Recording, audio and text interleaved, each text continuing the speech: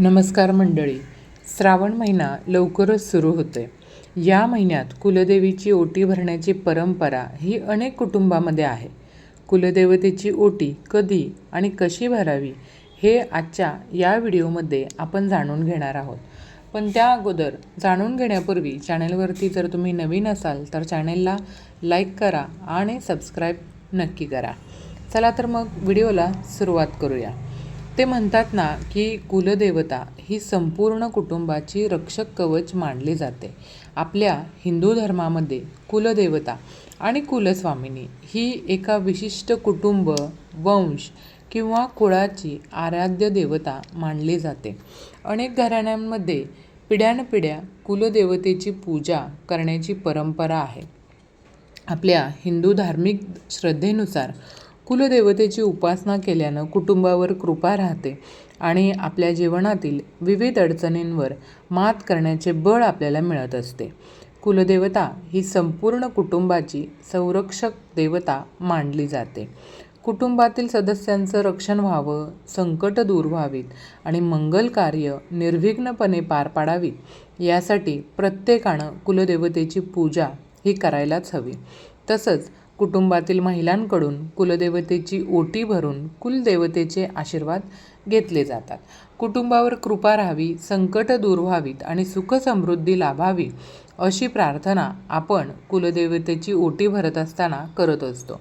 श्रावण महिना लवकरच सुरू होतोय, तर या महिन्यात कुलदेवतेची ओटी भरण्याची परंपरा अनेक कुटुंबामध्ये आहे. तर कुलदेवतेची ओटी कधी आणि कशी भरावी आणि ओटीमध्ये कोणतं साहित्य असावं हे आणि त्याचं महत्त्व काय आहे हे आता आपण जाणून घेऊया. श्रावणात कुलदेवीची ओटी का भरतात तर बघा, पंचांगानुसार यंदा श्रावण महिना 13 ऑगस्ट ते 10 सप्टेंबर 2026 या दिवसापर्यंत असेल. तर श्रावण महिना भगवान शिव, देवी लक्ष्मी आणि विष्णू उपासनेसाठी अत्यंत पवित्र मानला जातो. या काळामध्ये आपली कुलदेवता आणि कुलस्वामिनीचं पूजन करून कुटुंबाच्या सुखसमृद्धीची प्रार्थना या श्रावण महिन्यामध्ये केली जाते. विवाहित महिला असू देत, सौभाग्याचं, त्यांच्या कुटुंबाचं आरोग्य आणि संततीच्या कल्याणासाठी त्या विवाहित महिला ओटी भरतात अशी आपल्याकडे श्रद्धा आहे. तर ओटीमध्ये काय भरतात हो तर परंपरेनुसार बघा, ओटीमध्ये या वस्तू तुम्ही अर्पण करायला हव्यात. या वस्तूंना अधिक महत्त्व आहे. तर या वस्तू कोणत्या आहेत? ओटीमध्ये प्रामुख्याने नारळ, हळद कुंकू, फुलं, खण किंवा साडी, फुलं किंवा त्याऐवजी वेणी किंवा गजरासुद्धा तुम्ही ठेवू शकता.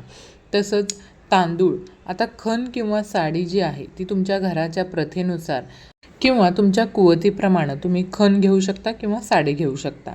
तसंच अक्षदा म्हणजेच तांदूळ घ्यायचे, सुपारी, फळं आणि मिठाई. श्रावणात ओटी कधी भरतात तर आपल्या हिंदू परंपरेनुसार श्रावणातील शुक्रवार, मंगळवार किंवा पौर्णिमा या दिवशी अनेक ठिकाणी ओटी भरली जाते किंवा देवीची पूजा केली जाते. काही घराण्यात श्रावणातील कोणत्याही शुभ दिवशी किंवा ठराविक कुलाचारानुसार ओटी भरली जाते. आता कुलदेवीची ओटी भरण्याचं महत्त्व काय आहे हो तर बघा, कुलदेवतेप्रती कृतज्ञता व्यक्त करण्याची परंपरा, तसंच कुलदेवतेची ओटी भरून तिचा आशीर्वाद आपल्याला घ्यायचे असतात. कुटुंबावर कृपा राहावी, संकट दूर व्हावीत आणि सुखसमृद्धी लाभावी अशी प्रार्थना यावेळी आपल्याला करायची असते. सौभाग्य आणि समृद्धीचं प्रतीक म्हणजेच विवाहित स्त्रिया हळद कुंकू, नारळ, खण किंवा साडी अर्पण करून अखंड सौभाग्य, तसंच कुटुंबाचं आरोग्य चांगलं राहावं आणि आर्थिक भरभराट व्हावी, कुटुंबाची, मुलांची प्रगती व्हावी, पतीची प्रगती व्हावी यासाठी प्रार्थनासुद्धा करायची असते.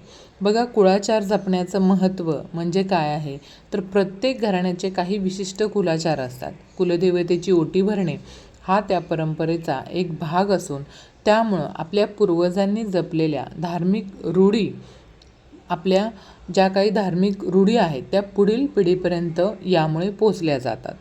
तसंच कुटुंबाच्या कल्याणासाठी आपल्या प्रार्थनासुद्धा आपण करू शकतो. ओटी भरताना संपूर्ण कुटुंबाच्या सुख, शांती, आरोग्य, संततीचं कल्याण किंवा सर्वांगीण प्रगतीसाठी प्रार्थना यावेळी आपण नक्कीच करू शकतो. बघा, धार्मिक आणि सांस्कृतिक परंपरेचं यामुळं जतन होतं. श्रावण, नवरात्र, चैत्र पौर्णिमा किंवा कुलदेवतेच्या उत्सवाच्या दिवशी ओटी भरण्याची प्रथा अनेक घराण्यांमध्ये आहे. तर काही ठिकाणी नवरात्रीमध्ये किंवा चैत्र पौर्णिमेला ओटी भरली जाते, पण काही लोकांना ते शक्य नसतं तेव्हा भरणं. म्हणून श्रावण महिन्यामध्ये सुद्धा कुलदेवतेची आपण ओटी नक्कीच भरू शकतो. यामुळं धार्मिक संस्कार आणि कुटुंबातील एकोपाही टिकून राहतो. या गोष्टी लक्षात ठेवा की धर्मशास्त्रानुसार पाहायला गेलं तर कुलदेवतेची ओटी भरणं सर्वांसाठी बंधनकारक विधी नाही आहे. ही प्रथा मुख्यतः कुलपरंपरा आणि स्थानिक धार्मिक रूढींवर आधारित आहे. त्यामुळं तुमच्या घराण्यात किंवा कुळाच्या पुजाऱ्यांनी सांगितलेल्या पद्धतीनुसार पूजा करणं अधिक योग्य मानलं जातं. पण जर तुम्हाला जाऊन तुमच्या कुलदेवतेच्या इथे ओटी भरणं शक्य असेल तर नक्की भरा. धन्यवाद.